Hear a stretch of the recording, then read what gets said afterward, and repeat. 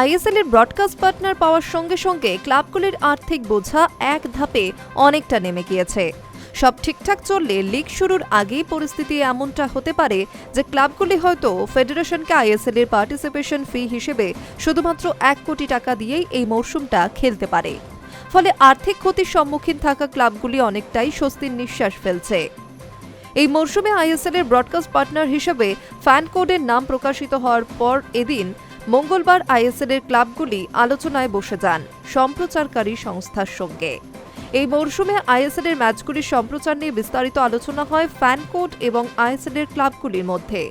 সেখানে ক্রীড়া সূচিতে ইস্টবেঙ্গল ক্লাবের ম্যাচ কেন্দ্র হিসেবে শুধুমাত্র কলকাতার নাম লেখা রয়েছে, কিন্তু পরিষ্কার করে বলা নেই কোন স্টেডিয়ামে ইস্টবেঙ্গল খেলবে, যুব ভারতী স্টেডিয়াম নাকি কিশোর ভারতী স্টেডিয়াম।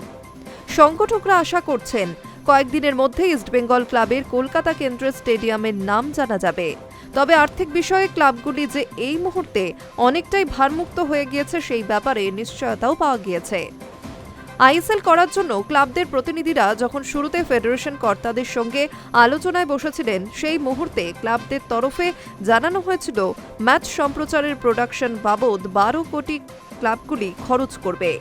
ক্লাবগুলির জন্য খরচের মোট বাজেট ধরা হয়েছিল প্রায় 40 কোটি টাকা, কিন্তু কলকাতার প্রোডাকশন সংস্থা কেপিএ স্টুডিও আইএসএল এর ম্যাচ সম্প্রচারের জন্য টেন্ডারে যে বাজেট দিয়েছিল ক্লাবদের প্রস্তাবিত প্রোডাকশন খরচের অনেকটা কম, মাত্র 5 কোটি টাকার সামান্য বেশি, যার অর্থ প্রোডাকশন খরচ বাবদ প্রায় 5 কোটি টাকার মতো বাজেট থেকে বেঁচে যাচ্ছে ক্লাবগুলির।